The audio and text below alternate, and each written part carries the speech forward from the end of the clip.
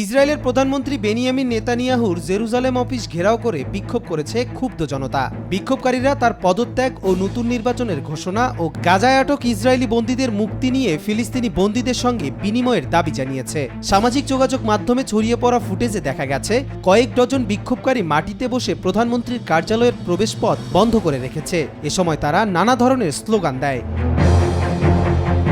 অন্যদিকে গাজার উত্তরাঞ্চলীয় শহর বেইত লাহিয়াতে 17 নভেম্বর ইসরায়েলি বিমান হামলায় 72 জন ফিলিস্তিনি নিহত হয়েছেন।